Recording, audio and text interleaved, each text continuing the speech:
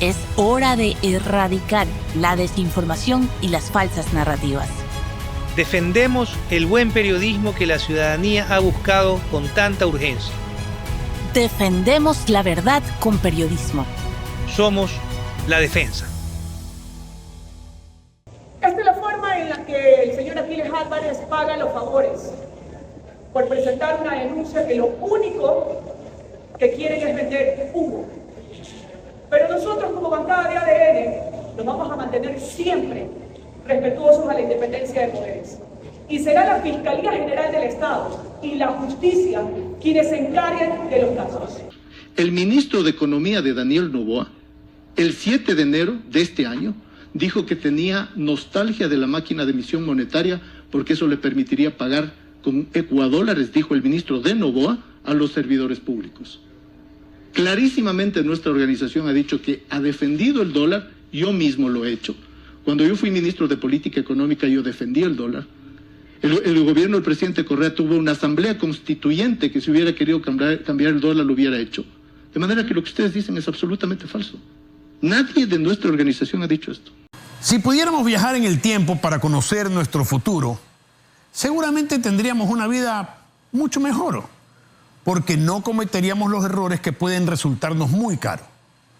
No podemos predecir cuál de los dos candidatos a la presidencia va a ganar, pero con la ayuda de un túnel del tiempo y un poco de imaginación, veamos cuáles serían las noticias dentro de 2 años en ambos casos. Acompáñenme al año 2027.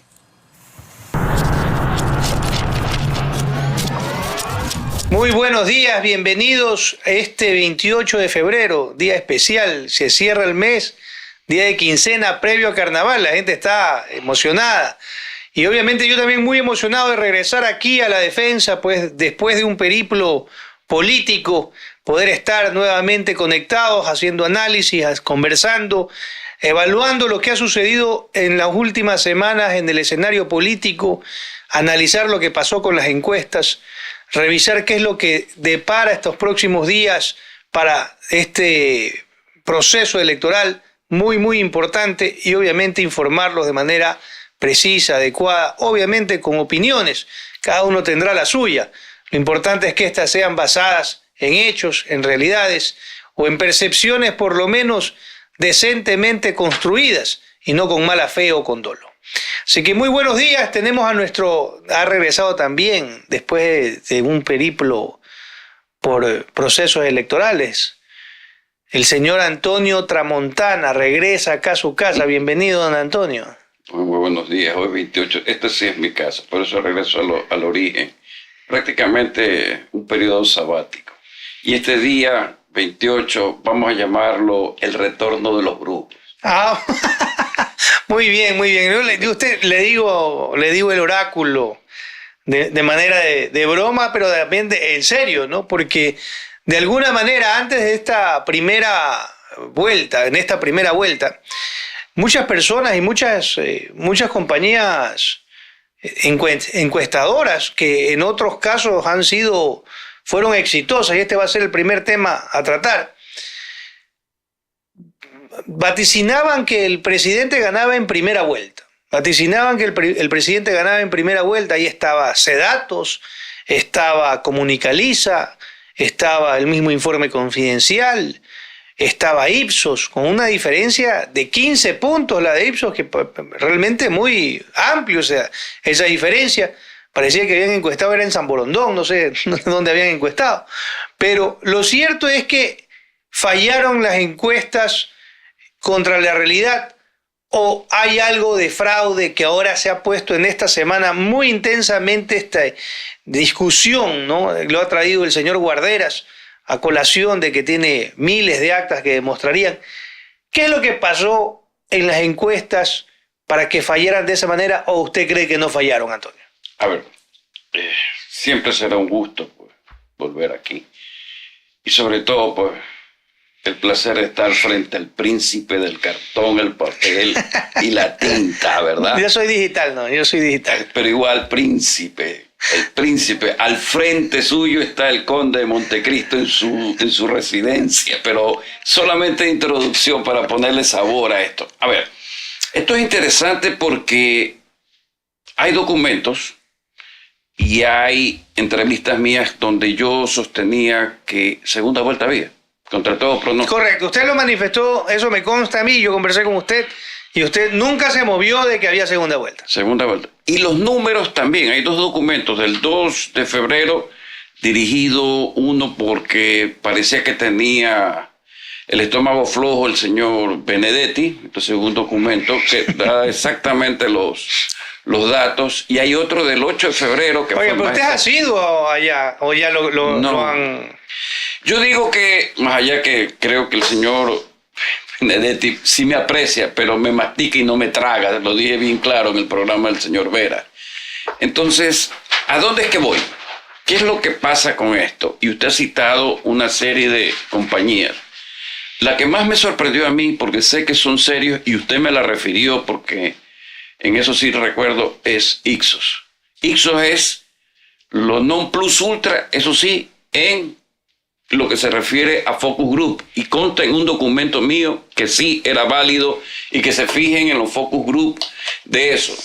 Del resto de las encuestadoras hay sus excepciones. Hay una excepción del señor de negocios y estrategia que también latinó. También latinó, sí. Iván Sierra estuvo aquí. Ya, hay otra que también estuvo por ahí, que es la de Telcodata, si no me equivoco. Yo la revisé todas, pero las encuestas están en tratamiento. ¿Sí sabe por qué? Porque unas tratan de decir la verdad y otras mienten. Tratamiento. Y eso es lo que ha pasado. ¿Cómo puede usted equivocarse? Es muy sencillo. Yo ya no hago encuestas en sitio, en territorio, en campo, porque es imposible. Se encarece y el personal encuestador corre mucho peligro, que ya lo hemos vivido y lo viví en el 2024. Mi última encuesta fue en Manabí. Prácticamente, no es que es un pronóstico, pero sí acerté en la elección de Leonardo Orlando midiendo 400 encuestas en Puerto Viejo y 400 encuestas en Manta. Él quería que encueste el norte. Le dije, no, usted ya gana. Suficiente con esto. Y también en Manta alguna vez predije con una sola encuesta que ganaba Jorge Zambrano, que me pidió que le maneje la campaña. Y después Jaime Estrada me preguntó, ¿cómo es que usted predijo que iba a ganar Jorge Zambrano cuando él inundó la ciudad de publicidad y tenía un estratega peruano? Yo le dije, muy sencillo. Hice solo una pregunta que me dijo que ganaba. Si la gente percibía que le habían en ese tiempo hecho fraude a Jorge Zambrano. Y sabe que ahí estaba la respuesta. O sea, y de esto hay testigo la empresa que me contrató para eso. Y le dije, ¿sabe qué? No. Y hubo una reunión que vino expreso, voló desde Manta el señor Zambrano a Guayaquil, al terminal de avionetas, y le dije, ¿sabe qué? Usted ya gana la campaña. Entonces, ¿a dónde es que voy? Usted, para tener encuestas, debe tener una experiencia de no menos, para mi modo de ver, de unas 400 encuestas a 500 haberlas hecho, donde sus datos son exactos. Y prueba de ello es que si usted le pregunta a Leonardo Orlando, la exactitud de mis resultados superior a los encuestadores que tiene la propia Revolución. Pero ¿dónde es que voy? Parece que fuera fácil el feeling de la encuesta. No. La encuesta va ligado a algo que es natural. Si usted es estratega político, usted en su cabeza sabe qué es lo que tiene que preguntar, cómo tiene que preguntar. Y usted se da cuenta que cada una de las preguntas están hechas inclusive para saber hasta dónde hemos llegado nosotros en ese sentido. Oiga, a descubrir si la gente está diciéndole una mentira. Pero mire, además de que, bueno, una cosa es que se haya dicho que el presidente ganaba en primera vuelta. El asunto es que lo marcaban para ganar en primera vuelta, tenía que sacar 50.1 ya, ¿no? Tenía que sacar más del 50%. Claro, 50 de los votos válidos. De los votos válidos. El asunto es que saca 44.18, Luisa González saca 43.97, alguna cuestión así, pero en buen romance es un empate. Pero son 6 puntos los que se han equivocado, no es poca cosa, eso es mucho más que el margen de error. Entonces, ¿usted cree que ahí hay un error o hay deliberadamente mala fe de hacer las cosas o de crear una tendencia? Porque uno es entendible, la gente se puede equivocar en cualquier profesión. Lo otro es un direccionamiento. ¿Qué es lo que usted cree? Las dos cosas. Hubo un direccionamiento y se equivocaron. ¿Por qué se equivocan? Porque cuando usted hace CAWI, que es el sistema digital que a usted le encanta, que yo recién lo estoy probando, ¿qué sucede? Que la base de datos usted no conoce dónde están las personas, pues no tiene el IP, sino que tiene una persona con nombre, cédula, etcétera, etcétera. ¿Y qué sucede cuando lo corre? Tiene que tener demasiado cuidado. El N, o sea, el universo que debe tomar debe ser lo suficientemente exacto para que el dato le dé exacto. O sea, ¿qué es encuesta? Encuesta ni más ni menos es la base fundamental de lo que se llama trabajo de campo, lo que se llama crear muestra maestra e ir al campo aleatoriamente, representativa y estratificadamente. Entonces, cuando usted está dentro de ese campo de la probabilidad que le dice que P más Q es igual a 1 y 1 menos Q menos P es igual a Q o a P, usted sabe que está en una campana de Gauss, estadísticamente hablando. Entonces todos los datos deben mantenerse hacia el lado negativo y hacia el lado positivo para que queden centrados en lo que debe ser la realidad del muestreo. Si usted no tiene claro eso... Oiga, pero hay otro problema que creo que la gente no lo dimensiona. Hay ciertos sectores en Guayaquil donde yo no creo que entre ningún encuestador, principalmente en el Distrito 2. Y pero obviamente, ¿cuál es el Distrito 2? Pascuales, todo lo que es la entrada de la 8 para atrás, que son sectores de una alta peligrosidad, en donde es muy difícil entrar sin resguardo policial o sin tener una autorización incluso de las mismas bandas delincuenciales que operan en esos sectores. Entonces, ¿cómo usted puede hacer una encuesta real cuando en muchos sectores del país donde hay una densidad de población bastante importante no se puede ingresar tranquilamente a hacer un trabajo? No, ya no se puede. 2024 yo tuve un problema en un trabajo contratado. No pudimos entrar. Esos sectores, antes yo entraba. Pero entonces, ¿cómo afecta eso el trabajo de la encuestadora? Totalmente. Entonces usted tiene que hacer conglomerados para establecer cómo corregir eso. Porque definitivamente es una muestra que no está entrando en el proceso. Y si no entra en el proceso, le va a salir un desvío bastante grande porque hay una desviación estándar que se calcula dentro de esa campana de Gauss. Y yo me di cuenta que esa dificultad se presentó en el 24. Y se presentó, ¿sabe qué? Nosotros entramos y yo entré a encuestar el Recreo. Yo conozco el arbolito. Ya no he estado en Montesinaí. Yo voy a hacer el trabajo de encuestar. Tomo unas muestras. ¿Por qué? Porque usted antes de llegar al trabajo que es la encuesta, sea que lo contrataron por 400, 800 casos, usted hace pruebas pilotos de ajuste del cuestionario. ¿Qué significa? Que las preguntas estén claras, que lo que usted busca esté claro. ¿Y cómo se maneja eso? Más o menos con un 12% de lo que va a encuestar. Y luego tiene que cuando realiza el trabajo de 800, nuevamente le mete un 12%. ¿Por qué? Nosotros llegamos a encontrar con el paso del tiempo que había preguntas que nos daban a entender que el señor no nos estaba dando la realidad. Entonces, ¿y usted cree que ha pasado mucho eso? ¿Que gente ha mentido? Que no han llegado. No, es que cuando usted hace CAWI, usted no va a la entrada 8. No, pues claro. Si cuando usted hace CAWI, usted no llega a las comunidades indígenas. Una de las encuestadoras utiliza métodos digitales, las otras eran método tradicional. Decían que era tradicional, porque sí me acuerdo que había una que señalaba que era 3.000 muestras in situ. Correcto. Pero lo que pasa es que, mire... ¿Usted cree que la gente engaña ahora al encuestador o no? Sí, por supuesto. La probabilidad, por eso le digo, P más Q igual a 1, usted tiene que tenerla siempre. Y por eso tiene que hacer, si lo contratan para 400, si quieras 500, porque va descartando las 100. Cuando uno desarrolla know-how puede hacer eso. Cuando no tiene know-how pasa todo. Y yo le quiero decir algo que es fundamental. Creo que todos conocemos la poesía. En la poesía hay una técnica que se llama la rima. Rimas a prima, ceras a vera, entierros a encierro. Y farsante es un apellido foráneo que daba cifras, datos e información de Pero encuestas. hay que ser justos. En otras elecciones ha sido precisa la... Haz fama y acuéstate a la cama. Ese es el mayor error que puede cometer la consultoría política. Cuidado. Muy bien. No hay sesgo. Oiga, y en esta segunda vuelta,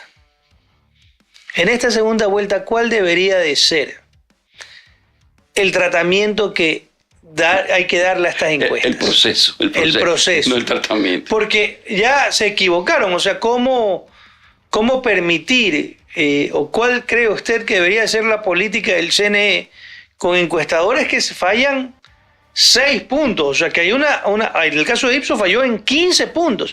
O sea, ahí el señor Tello. El señor Tello que falló, por ejemplo, en el tema del exit poll, y incluso con un tema...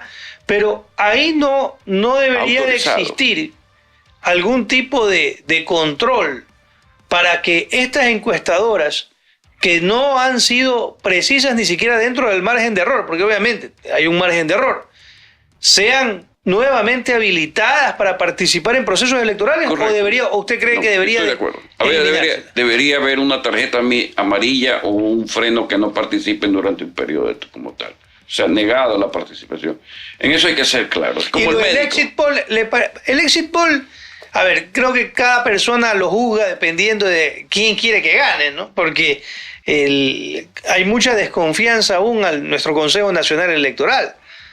Pero el exit poll, en estos últimos procesos, por ejemplo, en el 2023, en la elección de Aquiles Álvarez a la alcaldía, le daban pues a la señora Viteri, que había ganado ya 10 minutos antes de que cierren las urnas, ya el exit poll decía que ella era ganadora. Al resultado comenzaron a ingresar los datos el señor le ganó con una distancia considerable. Luego, en las elecciones estas que acabamos de tener también este error. ¿Usted no cree que debería de prohibirse el exit poll o es una herramienta que igual permite hacer un control a la autoridad electoral?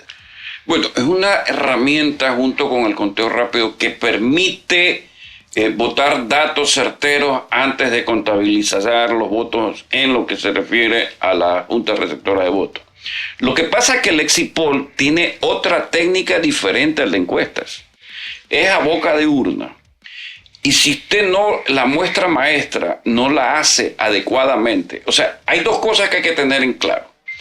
Yo hago encuestas, pero no hago exit poll, porque me puedo sesgar. Yo sé que me puedo sesgar. ¿Por qué me puedo sesgar? Porque si yo ya tengo los resultados que me dicen que está ganando mi candidato con el cual estoy trabajando, puedo cometer el error de tomar eso como una validez. ¿Y qué es lo que pasa? Que para mí, siempre lo he hecho, alguien hace el exit poll. Yo sé cómo se hace la muestra maestra. Yo doy los ingredientes donde tomen las muestras y cuánto demuestran los recintos electorales. Pero él es encargado de saber cómo toma esa muestra y cómo la procesa.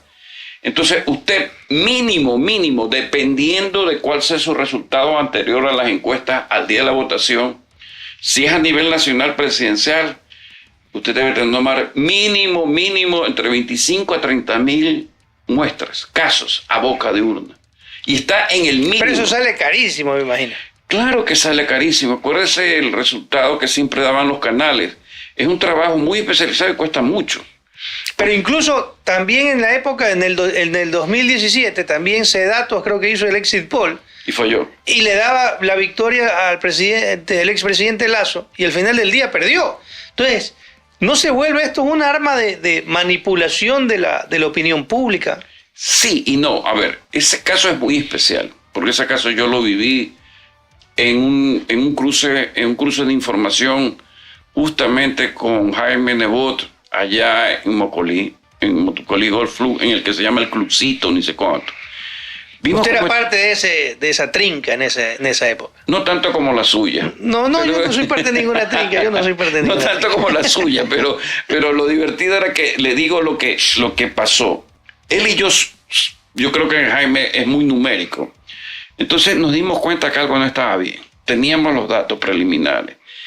Él me dijo, haz una corrida con todo lo que está saliendo y yo voy a hacer una corrida. Nos dimos cuenta que algo fallaba y no era exacto.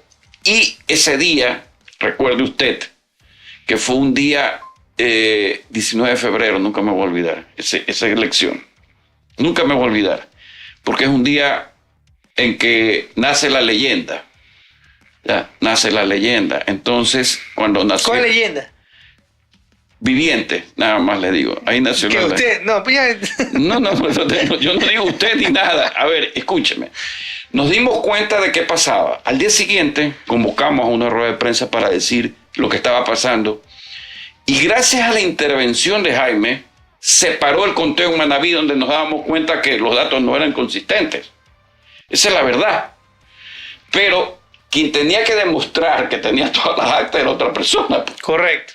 Nosotros hicimos la corrida para parar el proceso y se paró, más allá que hubo el apagón. Independientemente del apagón, la presencia política y la fuerza en ese momento del alcalde Nebot paró, se detuvo el conteo y toda la cosa, pero ahí es cuando usted tiene que tener al consultor, el político, que sepa exactamente cómo son las cosas. Eso es la verdadera razón creo yo, de la existencia del estratega político, de inmediatamente captar los números. Claro, también ahí, de alguna manera, quienes hayan asesorado al presidente tendrán que hacer una gran reflexión sobre los proveedores de encuestas que tenían, ¿no? Probablemente los no les permitieron hacer una estrategia adecuada, si es que las cifras son erróneas. Pero usted se olvida de un detalle principal. Aquí hay que colgarlos a los consultores extranjeros que se ganan el dinero, les importa un carajo que gane o pierda su candidato. Y siempre ingresan, y nuestros políticos los contratan. No lo digo por mí. Escúchenme bien. Lo digo por nuestros criollos consultores, que hay que darles el chance. O sea, tienen que entender esto. Pero aquí hubo un costarricense, hubo un colombiano cerca de alguien que se creía superpresidencial y se estrelló. Eso es para otro programa, porque realmente... Sí. Esos también son culpables. Es realmente grave. Muchos presidenciables que tuvieron una votación tan baja que probablemente tengan que replantear mucho de su vida política. Pero bueno, vamos a la mención, Omar. Sí, sobre todo. La mención. El 5-0 de algún bobito. Que no es usted, por supuesto, pero hay un bobito... No, pues me imagino que no, pues no. No, usted jamás, pero hay un bobito de Manabí que se cree la divina pomada, y lo digo así, sin dar el nombre, porque es perder el tiempo y gastar saliva en a veces esos bobitos que tiran a pendejo. A ver, Omar, vamos con la mención. Y por supuesto, con CNT, llévate tu equipo más plan al 100% de descuento en tu plan por 3 meses. Los 3 primeros meses por $0 y desde el cuarto mes solo $14,94 incluido impuesto, que incluye 25 GB para navegación, minutos ilimitados a CNT, 100 minutos a otras operadoras. Cámbiate hoy. Llama al 1-800-100-100 porque ser CNT es ser ecuatoriano. Seguimos con más información aquí en La Defensa. Regresamos con Antonio Tramontana y este análisis que hemos hecho profundo. Vamos a tener una nota en La Defensa en la cual analizamos con mayor detenimiento todos estos errores que han tenido las encuestadoras, los consultores políticos. Pero hay muchos de esos, para cerrar este tema, Antonio, que creo que los contratan es para que hagan opinión, más que como consultores. Los contratan es para que vayan a los medios de comunicación y construyan una percepción, lo cual no creo que al final del día es positivo, porque se nota que defienden posiciones indefendibles, ¿no? Y al final del día, de alguna manera, el ciudadano percibe, ¿no?, esa falsedad, esa digamos que imposición de ese pensamiento, pero al final del día la realidad no se apega pues a esa teoría o esas tesis que defienden. Y acabo de tocar un tema interesante, muy interesante. Ningún estratega político puede ser el infront de una campaña. Ese tiene que estar escondido. Ese tiene que ser el menos visible. El jefe de campaña es el que crea la narrativa. El jefe de campaña. Entonces, ese es el que se encarga de ser el escudo, la herradura, la armadura y herradura también del candidato, porque él es el que sale a golpearlo y a golpear a los que lo están golpeando, a defender y a atacar también. Esa es la verdad. Ningún estratega político, o sea, puede ser una persona que emite una opinión. No puede. Correcto, pero ahora se ve mucho, ¿no? Hay mucho de eso y creo que también han quedado mucha gente muy mal por eso, ¿no? Porque han sido partes de campañas, pero también son de alguna manera relacionistas públicas de la campaña, ¿no? O sea, salen a hacer opinión. Y eso es muy delicado porque es muy difícil eliminar los sesgos, ¿no? Gente que si tiene alguna afinidad, que se presente como vocero de una tendencia política, pero no que se presente como un analista independiente, que ese es el problema. Entonces muchos de los voceros que se vio en campaña se presentaron durante campaña como analistas independientes o como consultores independientes, pero realmente tenían un interés, y eso es poco profesional, por decirlo menos. Estoy de acuerdo y le sumo algo. Aparte del jefe de campaña, que debe ser una persona conocida, hay otra persona que es muy importante, que usted la nombró, el jefe de prensa. Los dos afrontan. El jefe de prensa en un momento dado tiene que salir solo frente a la prensa, y el jefe de campaña tiene que salir en otra oportunidad también a lo que se refiere a la opinión pública. Ese más va a la opinión pública, el otro se concentra a ordenar y controlar, dígase usted, entre comillas, que no es un control, sino más bien orientar a lo que es la prensa en todos sus comunicados. Son dos pilares fundamentales en eso de ahí. Pero ahora, Antonio, para pasar de ese tema. Esta semana ha sido muy movida, ¿no? Vemos ayer, ya parece que todo... Con reggaetón. No, movida electoralmente y políticamente. Salsa choque. Casos que obviamente ahora son tendencia en redes sociales, estamos para entrar a un carnaval.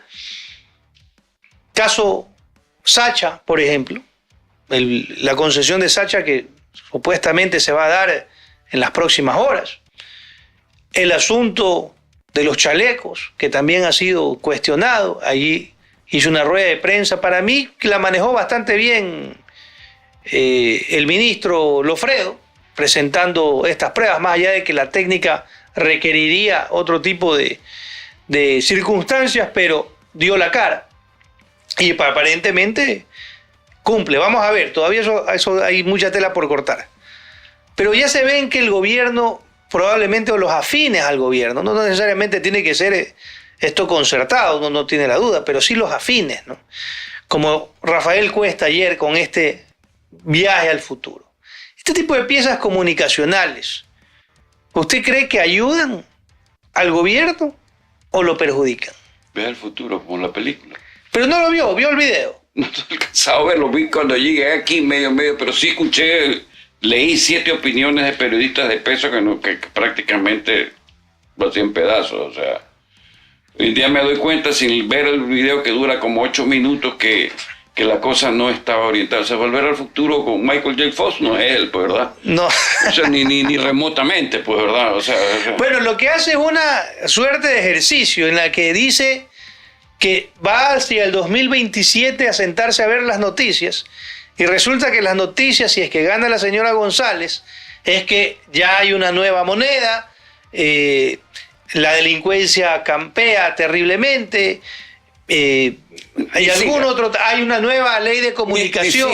El oráculo, ahí está, Nostradamus, se ha vuelto una suerte de Nostradamus criollo. Sí. Y sale siniestro, mírelo hasta la... Obviamente, si hace la otra... Ahí está. Si gana el otro partido, si gana el presidente Noboa, las cosas son diferentes. No hay ley mordaza, sí hay una crítica a la prensa, pero una crítica, digamos prudente de alguna manera, o una crítica que no va hacia la censura.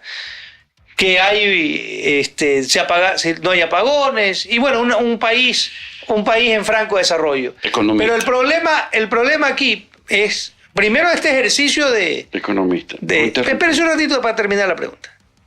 El problema aquí es que si tal vez fuera un medio privado, ¿no? Tal vez puede, o desde su cuenta personal, el señor Cuesta hacer eso, tal vez no habría problema. Pero ¿qué pasa cuando se usa un medio público para hacerlo? A ver, sabía que iba por ese camino. La ética no es para estirarla, no es flexible, no es cuando yo quiero, para mí es ética, y cuando yo no quiero no es ética. Entre la ética y la moral hay una diferencia muy clara más allá de la definición. No es ético pasarse el semáforo, pero no es moral ir a confesar a un cura que se lo pasó, pues. Con eso está claro definido. El señor se pasó de un límite. O sea, ese límite es el que usted muy bien señala. Cuando es institución, usted tiene que saber... Ahora, pero usted conoce de estos temas, esto es un tema comunicacional de campaña. ¿Qué es lo que se pretende? Y el público de TC Televisión no es un público popular, es un canal, digamos, que llega a un segmento popular. No son pues las mentes más lúcidas del país lo que ven estos programas, ¿no? Pero al final del día, ¿qué es lo que se quiere llegar a? ¿Qué es lo que usted cree que provoca? Porque provoca el rechazo en la clase periodística, pero en aquel ciudadano común y corriente que lo ve, ¿qué puede provocar? Señor economista Martínez, más conocido como el príncipe del cartón. No, yo no soy, yo soy digital, ya le dije, ya he dejado los temas. Entonces, en el espacio cibernético, el príncipe. Esto es sencillo, vea. En ese canal que es popular, ¿sabes qué? Tienen empacho. Ya viene el cuco, la desdolarización, que viene Venezuela, que Cuba, que Nicaragua, que aquí, que lo allá, que no pasa. ¿Sabes qué? Por favor, entendamos la realidad de aquellos que no están en el radar. O el señor Cuesta yo creo que ni siquiera conoce allá donde usted y yo habemos pisado, pues, ¿verdad? Ni a Papacingue conoce, creo yo. Pero va a entrar a la 8. Entonces, ¿sabe qué? Ya no empachemos a aquellos que votan y están hasta aquí de lo mismo, pero viven la furia del Chilo, pues. Ellos sí viven la furia del Chilo. Entonces, ¿te crees que? Dígame una cosa, y voy a ponerlo, permítame ponerlo no tan fuerte.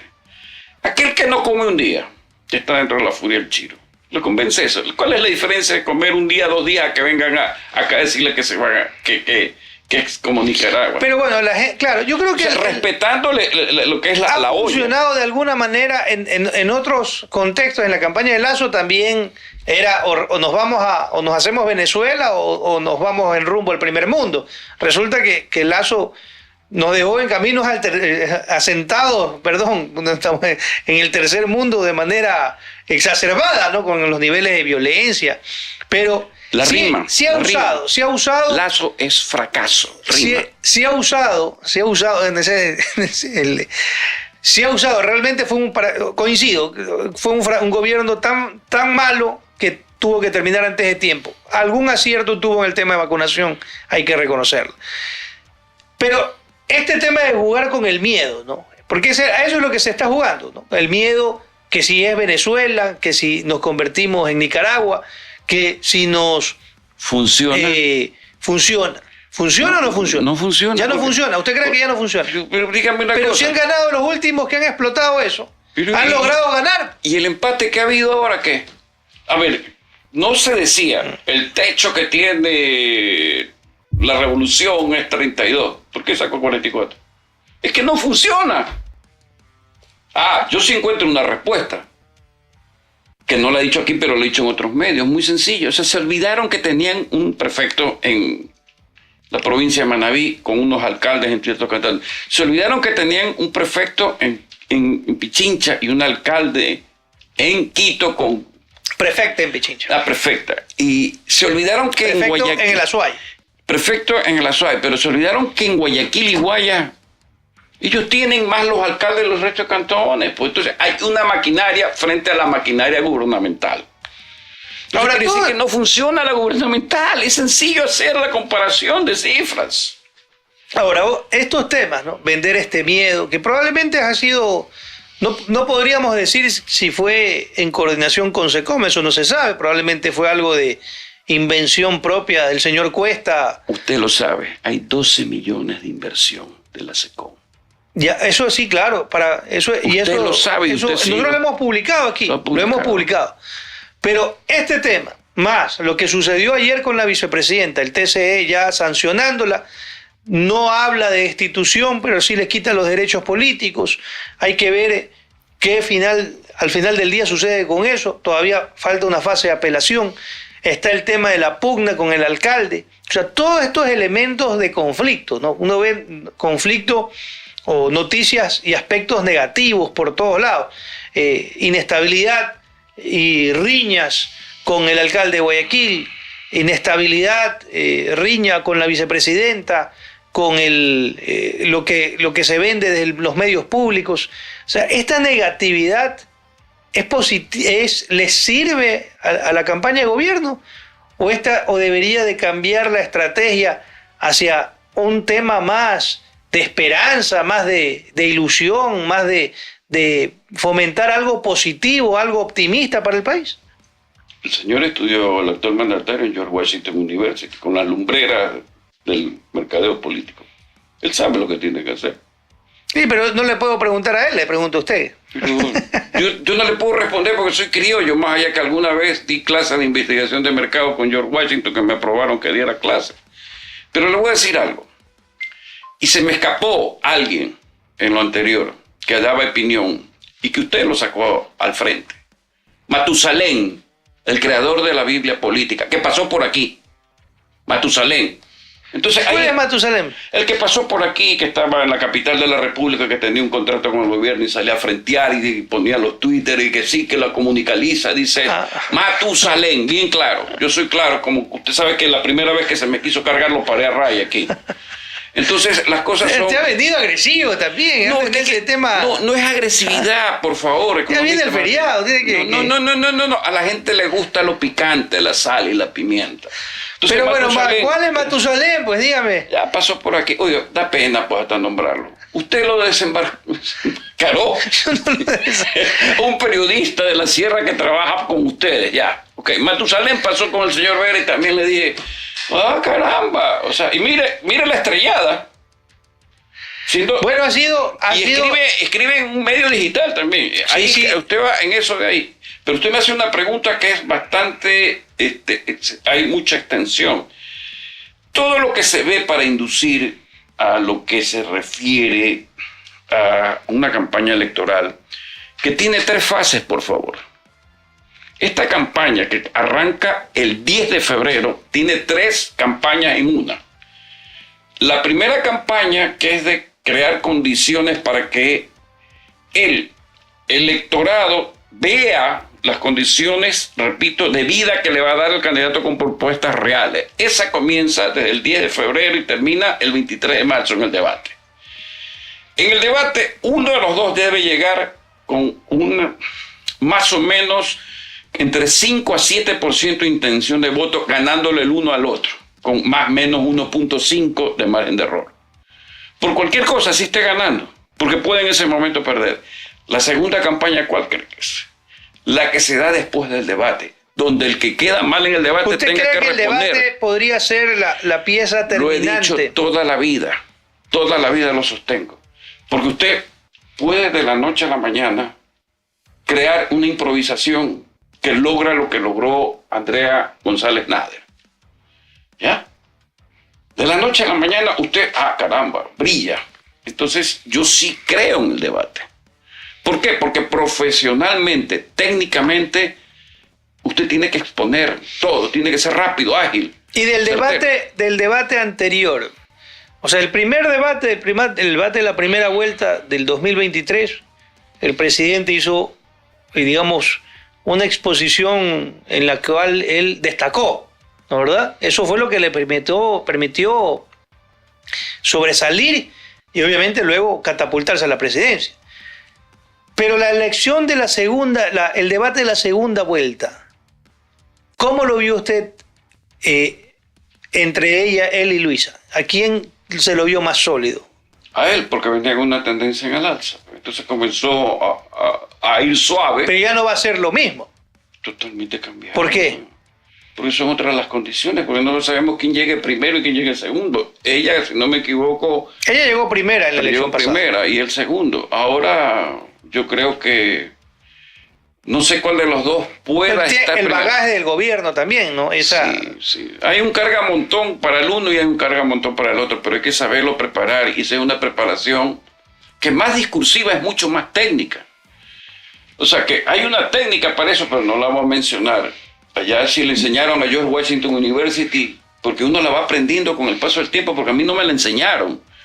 Entonces yo la tuve que aprender, lo que es la comunicación, inclusive la regla del 2793, que tampoco la voy a hablar, solo la voy a mencionar. Entonces ahí es cuando usted prácticamente desarrolla. Ahí tiene que ser auténtico, original, su conducta, su comportamiento dirime. Usted tiene que aprovechar todos los recursos que tiene porque está ante un rating, una sintonía, una audiencia de no menos de 2.500.000, más, donde solamente está peleando, lo que está peleando aproximadamente es 500.000 votos. Esa es la realidad.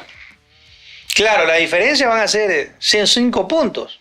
Nada más. Que están en, bueno. Por eso le digo, si usted va con 5, 7... a ese debate, tiene los 500.000 en el bolsillo. Si usted lo tiene en el bolsillo, lo va a cuidar, pero también sabe que se lo puede perder. Y alguien que entra a perder en esas circunstancias sabe que se queda. Eso va a ser muy interesante. Va a ser muy interesante ese debate. Probablemente quien salga victorioso del debate termine siendo el próximo presidente Y la tercera campaña, que ya les mencioné en tiempos, la primera del 10 de febrero al 23 de marzo, el debate. Del 23 de marzo al 13 de abril, la segunda campaña donde tratarán de separarse o de corregir. Y la última es el 13 de abril. Mira, pero ahí no hay campaña, si hay una, la de apretar, porque ahí vienen los exit polls y los contratos. Esa es la del aprete, pero a las 20 horas ya se sabrá quién es el que... Ahora, para finalizar este bloque, ¿qué tanto más puede dar la fórmula del anticorreísmo? ¿Qué tanto más le puede dar al gobierno? ¿O ya es algo que ya se ha desgastado? Es que no es anticorreísmo. La primera vuelta... No, sí hay anticorreísmo. Hay gente que no... Güey. Es que usted también quiere desconocer la realidad ya a veces, ¿no? No, es que yo le quiero añadir a la realidad suya que está cegada. Y si me permite, pues... No solamente hay anticorreísmo, sino que hay antinovoísmo. Los dos son puros y hay el mix de los dos. No solamente le amo. Claro, pero a ver, la apuesta del gobierno también lo ataca duramente al presidente, perdón, el correísmo lo ataca duramente al presidente. Exacerba tal vez los errores que ha podido cometer. Pero no es un término, no es algo todavía, no sé si movilice el antinovoísmo. No sé si es que haya gente que vaya a votar o usted cree que ya hay gente que va a preferir votar por Luisa que por Noboa simplemente porque no le agrada ya, porque se ha creado este antinovoísmo. Expliquemos esto porque muy interesante la pregunta y tiene algo de contenido técnico. La segunda vuelta anterior se hablaba de que todo era anticorreísmo. Qué raro que ella de 32 pasa a 48. Entonces no hay anticorreísmo, o sea, hay lo que se llama antisistema. Si eso está perfectamente definido, trasladémonos justamente a la elección del 13 de abril en urnas. Ya están al tope en votos válidos los dos. ¿Qué es lo que tienen que cosechar? Un 10%. De los 14 candidatos que participaron, y el único voto que juega es ese 10% más el voto blanco. El voto nulo es un voto imposible de conquistar. Es imposible. Ahora, de ese 10% que queda... Pues el voto nulo de la primera vuelta probablemente no se va para abajo. Se puede incrementar. Se puede incrementar. Claro, a eso iba. Porque ese 10%, usted dice, la probabilidad de P y Q sea del 100, quiere decir que habrá un 50 que será nulo y habrá un 50 que buscará. Entonces, nuevamente, si es verdad lo que estoy diciendo y si matemáticamente tiene lógica y le sitúo a un 5%, son los 500.000 votos que usted necesita. Pues. Ahí están los 500. ¿Dónde lo saca? De los 500.000, de ese 10% de votos válidos de los 14 candidatos. Pero tiene un colchón para jugar y conquistar con el voto blanco, que es blando. Ahí se define el campo de esto. No hay dónde más, porque ya el antisistema y los apolíticos, que son el nulo y el blanco, ya votaron y el antisistema ya se dio. Entonces ahí es cuando usted se da cuenta que técnicamente, profesionalmente, es una campaña difícil, complicada, demasiado seria que el equipo, o sea, cuando hablamos del estratega y el equipo, tiene que cada paso medirlo, pues. Correcto. O sea, el que comete un error pierde la... Esto ya no se mide por milímetros, se mide por micra. Bueno, muy bien, vamos a un segundo corte, vamos a esta mención publicitaria y regresamos con Antonio Tramontana para la fase final de este análisis a contralanza. Para donde sea que miro, qué manera de camellar. En cada sector hay obras imposibles de ignorar. La alcaldía camella, en Chongón, Porter y también las Américas. La alcaldía camella, me siento parte ya de esta gran y hermosa ciudad. Guayaquil hoy está mejor, es la ciudad de todos al fin. Obras que son para ti, no solo para los de siempre, Por fin vemos avanzar. Infraestructura y obras para toda la ciudad.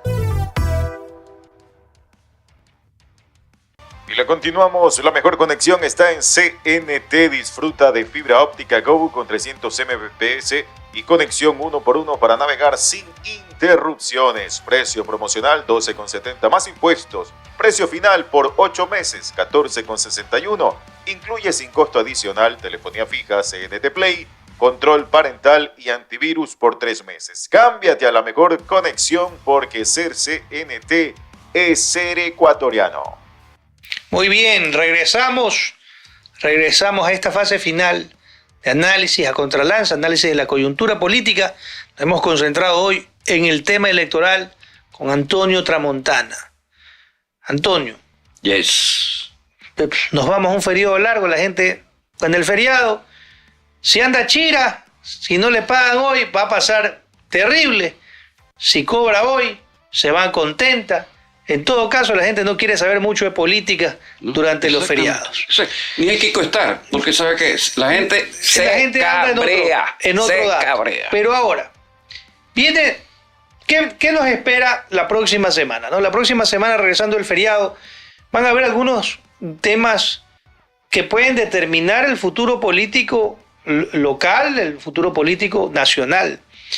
Esta riña, ¿no? Esta pelea, esta audiencia que tiene el alcalde de Guayaquil, Aquiles Álvarez. Él ha manifestado pues, que es una persecución, una vinculación al caso AAA que se da meses después de la apertura del caso. Él ha sido muy crítico del fiscal, que no hay elementos.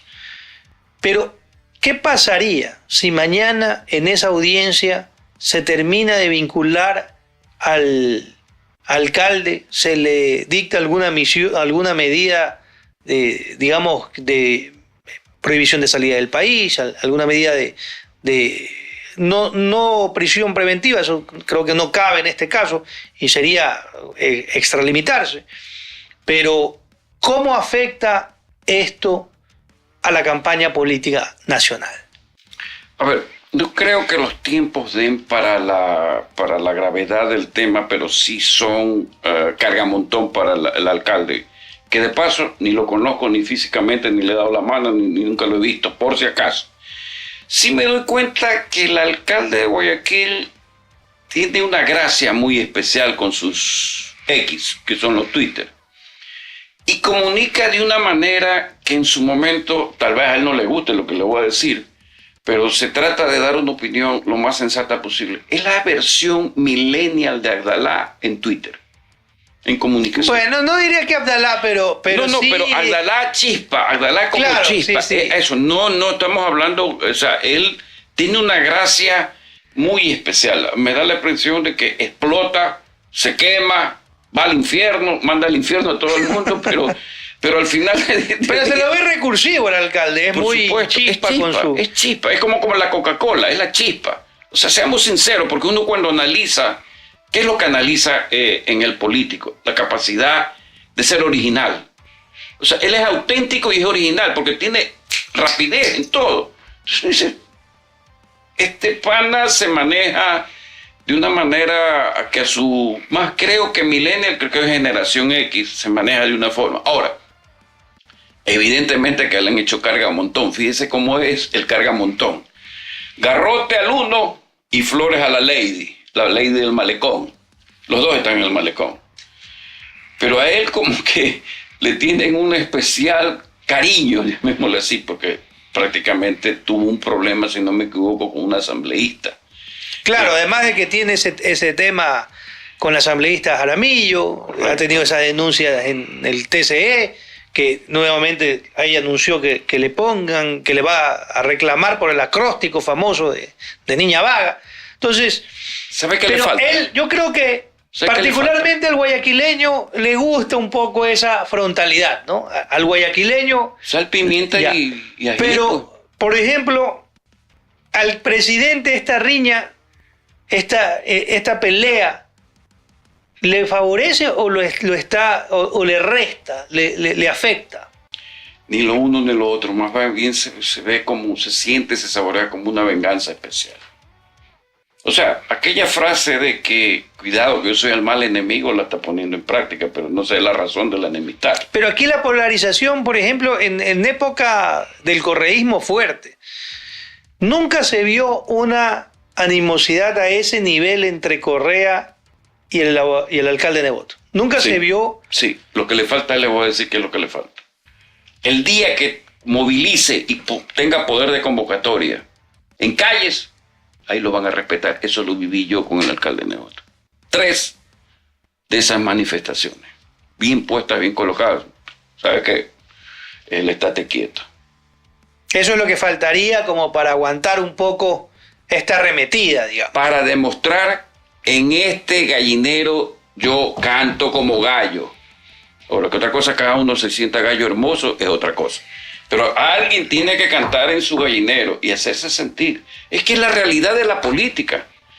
Es la parte del arte que va mezclado con la ciencia. Y ahora, todos estos incidentes, ¿no? ¿Qué tanto puede afectar temas muy cuestionados a cierto nivel? Como por ejemplo la concesión del campo Sacha, que se habla de la joya de la corona de Petroecuador, que tiene esta posibilidad de ser entregado, que no ha sido... Lamentable, yo estoy a favor de las concesiones cuando sean convenientes para el gobierno. Vamos bien, yo para también. el Estado. Nadie puede dudar de que se necesita inversión privada, pero lo que creo que ha faltado es esa claridad. Pero esto tiene algún impacto, por ejemplo, el caso de los chalecos, el caso de Sacha. ¿Usted ve que afecten o mermen la base electoral del presidente o no? No, a ver, le voy a explicar algo. Coincidimos en lo que las concesiones y usted las practicó. Claro, obviamente yo no puedo estar en contra de lo que ejercí cuando fui autoridad. Y usted es lo mismo que yo. Predica practicando las cosas, que lo hace usted muy natural y muy transparente. Ok. El campo Sacha tiene, que sí conocí el estudio, porque conozco el campo Sacha bastante, necesita $2.000 millones, ¿sabe para qué? Para repotenciarlo y sacar 20.000 barriles diarios. Si yo no tengo 2.000 o 3.000 millones, ¿cómo compenso el ITT, pues? ¿Cómo compenso? Y si no lo tengo, alguien lo hace mejor que yo. Entonces no nos vayamos a inventar ni el agua tibia ni la pólvora. Es lo mismo que este bendito caso de lo que nos pasa con la generación eléctrica. Y de paso, más allá que tengo problemas porque cada vez que hablo del tema, hay algunos que se les enciende no sé qué, o se les abre no sé qué. ¿Hasta cuándo, pues? No nos dicen en el caso Progen, ¿cuándo se prendió el primer motor y cuándo se trajo el último motor para Salitral, para que vea 250 megavatios? Eso es tapiños, van 120 días de lucro cesante. 120 días de lucro cesante, $70 millones dados. Y los que me quieran llamar, insultar, advertir, ¿sabe qué? Me resbala. Bueno, pero ciertamente todos estos temas, yo creo que sí han afectado de alguna manera. El presidente, el ejercicio del poder siempre va a desgastar, ¿no? No es, hay muchos casos que afectan la credibilidad o afectan por lo menos la satisfacción de la gente, ¿no? La posibilidad de tener un servicio digno. Pero indistintamente, mira igual la fortaleza, porque después de haber estado 14 horas, cualquier otro gobierno hubiera tenido un dígito de popularidad. Y sin embargo, el presidente saca una votación importante, 44 por y pico de % de votación. Entonces, no es como inmune a este tipo de errores gubernamentales, porque al final del día tiene una votación importantísima. A ver, comencemos por lo planteado. El ejercicio del poder no es ni más ni menos que el balance que es entre la credibilidad propia del gobierno y la confianza de los ciudadanos. Ojo, cuando usted tiene claro hasta dónde la credibilidad funciona y hasta dónde la confianza la voy perdiendo, ¿qué sucede? ¿Qué hace? El caso de los apagones que usted bien menciona. O sea, yo también estuve más allá de este techo desilusionado de un país donde no había electricidad y tuve 50.000 problemas. Hasta inclusive tuve problemas en el celular de tener una licencia digital. Cuando me paraban, traía la fotoscopia, eso no vale. Pero vamos al hecho. Usted le dieron azotón 14 horas, el horario que daba, pero al final le puso el bálsamo después del 20. ¿De qué se acuerda usted? ¿Del bálsamo o del apagón? Ahí está la votación. ¿Del bálsamo? Claro, pues, o sea, tú tienes una respuesta sencilla, no hay que inventar que la curva, que la trascendencia del ya tú ves, no, esto es sencillo. Y por eso es la respuesta, o sea, no fuiste, a ver, ¿a dónde estuvo el hecho? Entre la culpabilidad y la responsabilidad. No es culpable el actual mandatario, bajo ninguna óptica ese pasado. No, correcto, en eso, pero sí es responsable. Por supuesto, eso creo que ha sido, cuando uno lo mira con objetividad, tiene que entender que tal vez se pudo actuar de mejor forma. Hay una responsabilidad sobre solucionar o mitigar los impactos de esta situación, pero es un problema que venía y que se generó por un descuido de un gobierno anterior, ¿no? Pero lo cierto es que al final del día, Antonio, esta elección, probablemente la diferencia, y con esto para ir terminando, la diferencia probablemente sea de menos de un punto o un punto. ¿Qué debe de hacer o qué deberíamos de aspirar como ciudadanos en este momento para también exigir a cualquiera de estos dos candidatos acuerdos mínimos que no deberían de ser rotos simplemente por una victoria? Acuerdos mínimos, por ejemplo, en temas de la ley de comunicación, acuerdos mínimos en temas de que se acaben las persecuciones, acuerdos mínimos en cómo se va a formar un gobierno, si simplemente una tendencia o mayor amplitud, porque esto de aquí va a depender de muy pocos votos. Entonces, ninguno de los dos aspirantes habla de sumar más gente, sino de mantener sus bandos y que la gente se sume a su bando, o sumando a su ala, pero no de incrementemos nuestra ala, no es de arropemos a más gente, sino que se unan a mí. Entonces, ¿no debería ser una oportunidad para que haya alguna suerte de reconciliación nacional este momento particular que vivimos? Usted ya me adivinó, usted ya parece que va más allá que yo. No, yo pregunto nada más, le pregunto a usted porque es el oráculo. Entonces, no soy ni oráculo. Así como tiene que ir a hacer con el señor Cuesta el Back to the Future. No, ni ningún Back to the Future, porque en primer lugar no tengo que ir donde el señor Cuesta, basta con estar con usted y me siento bastante contento. A ver, una entrevista con Televisión Española que yo di, y ahí planteé para la elección del 23 la reconciliación. Coincidimos, por primera vez coincido con alguien, pero ese es un pensamiento de avanzada suya, que yo también lo tengo. Hay que ir a una reconciliación, porque justamente la observación suya es demasiado válida. Esto no podemos estar divididos, o sea, la única división que tenemos es el grito que aquí tienen ustedes como primicia y exclusividad. O son ellos o somos nosotros. Correcto. Por ejemplo, políticas de Estado en temas de seguridad, o sea, en temas de educación, pero en el tema de seguridad principalmente. Si no hay unos acuerdos mínimos de cómo se debe de implementar, de qué presupuesto deben de tener, no vamos a lograr superar esta terrible situación que vivimos, que no ha mejorado, que se ha exacerbado y que tal vez con algunos puntos, ¿no? O sea, que si un plan está siendo ejecutado de manera exitosa, o sea, no cambias pues al director técnico del equipo, pues, ¿no? Sin embargo, los cambios que ha dado, por ejemplo, el caso del interior, yo creo que es un cambio positivo, Entonces reflejan de que no hay resultados, porque si no, ¿para qué la cambiaste? Entonces, eso, más que eso, no hay equipo. No hay en quién confiar. Por cada uno que se va hay menos 100, así más o menos. Cuando usted por cada uno que se va debe haber 100 para ocupar el mismo lugar.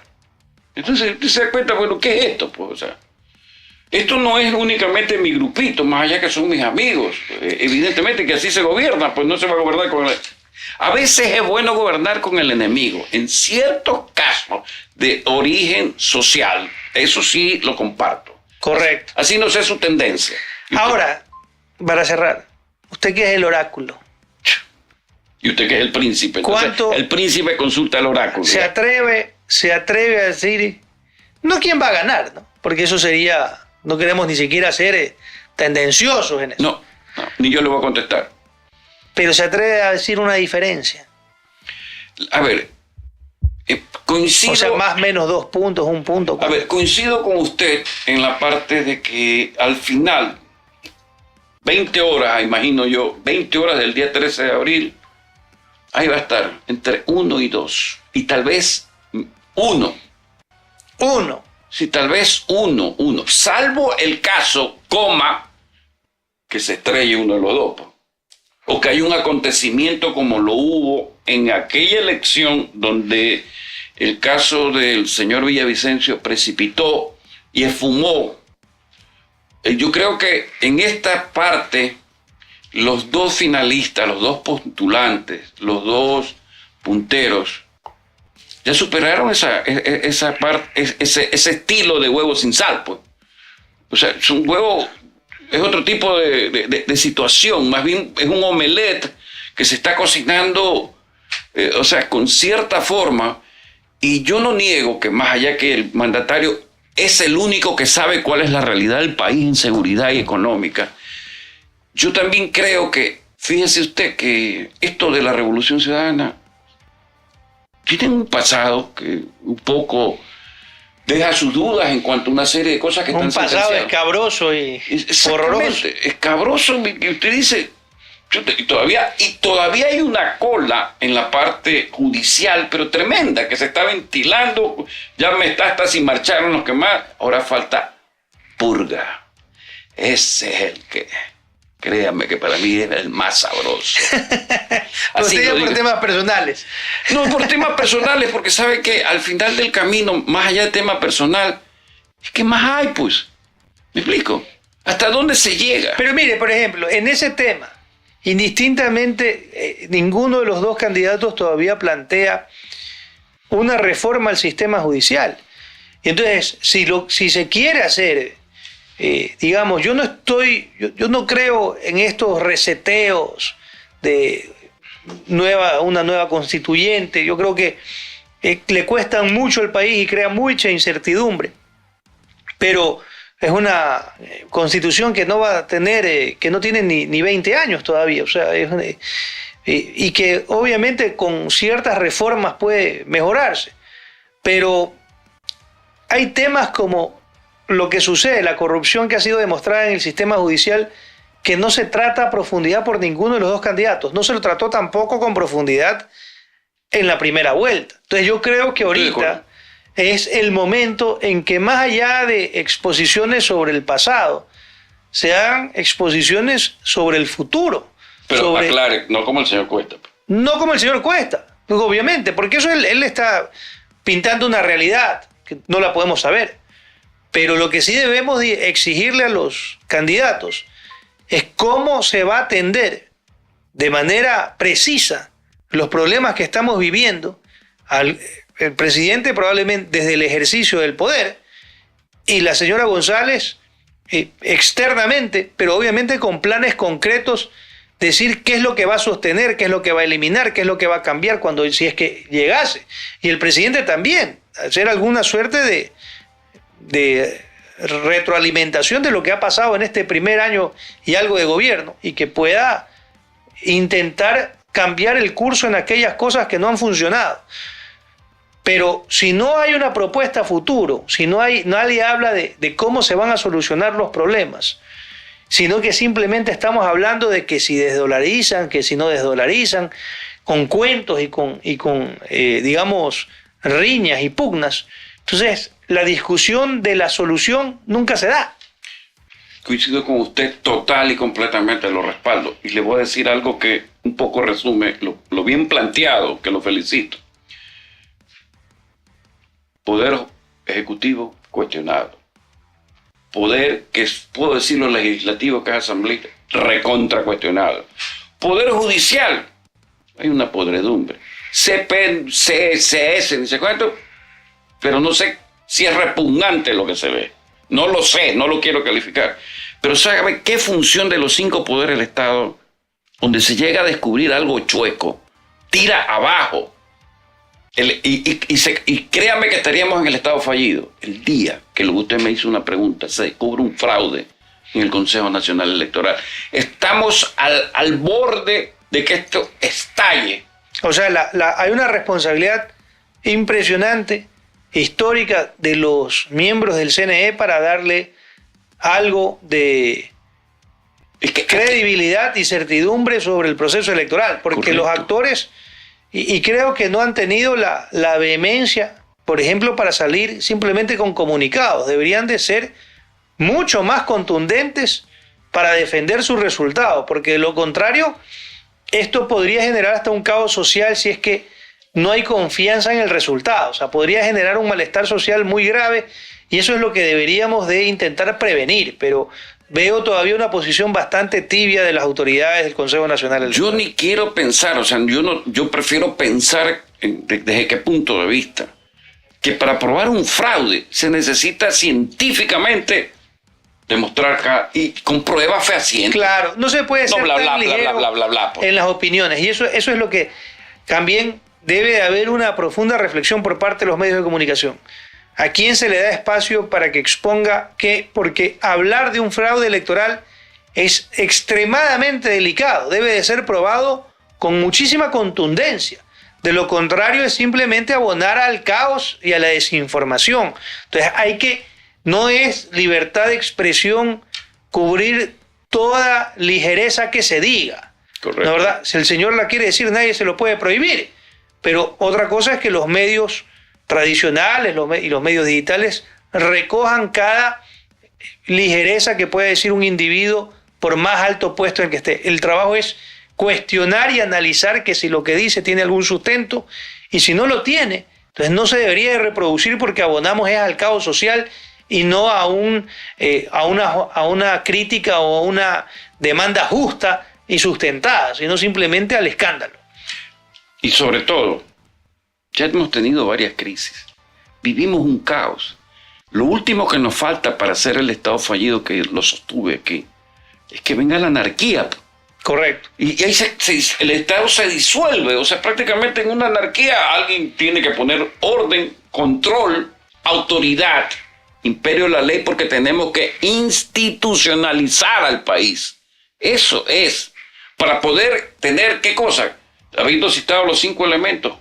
Gobernabilidad, por favor. Correcto. Gobernabilidad. Bueno, muy bien, muchas gracias. Hemos terminado este programa bastante amplio, bastante extenso, con el señor Tramontana, el oráculo de Guayaquil. Cuando usted quiera conocer cuál va a ser el resultado de una elección, escúchelo, para que pueda acertar. En otro tipo de... No hace de oráculo en temas deportivos, no Pero para cuando hago el oráculo político, si me reúno con el conde de Montecristo y almuerzo. Y almuerzo con el conde de Montecristo, por si acaso. No sé. En todo caso, la posición que debe tener cualquier demócrata es que primero hay una garantía absoluta sobre los resultados electorales, que sea la voz popular la que defina, y que obviamente hay una crítica dura contra aquellos que han intentado manipular la realidad, la percepción, y aquellos vendedores de humo que ahora pululan para un lado y de un lado y del otro. Pero que la ciudadanía debe tener un criterio formado, construido, para poder detectar aquellas falacias de manera rápida, de manera inmediata, y cambiar su atención hacia aquellas personas que hablan desde la técnica y desde el profesionalismo. Esto ha sido Análisis a Contralanza, y como decimos aquí, la verdad no es patrimonio de nadie, pero defender las obligaciones de todos. Que tengan un gran feriado. Muchas gracias, Antonio. A usted siempre, pues, he vuelto a mi casa, que el destino siempre da la vuelta y dice, regresa a tu origen. Vamos a seguir viéndonos en este periodo electoral, así que manténgase conectado. Un gran abrazo, buenos días. Y por supuesto, con CNT, llévate tu equipo más plan al 100% de descuento en tu plan por 3 meses. Los 3 primeros meses por $0 y desde el cuarto mes solo $14,94 incluido impuesto, que incluye 25 GB para navegación, minutos ilimitados a CNT, 100 minutos a otras operadoras. Cámbiate hoy Llama al 1-800-100-100 porque ser CNT es ser ecuatoriano.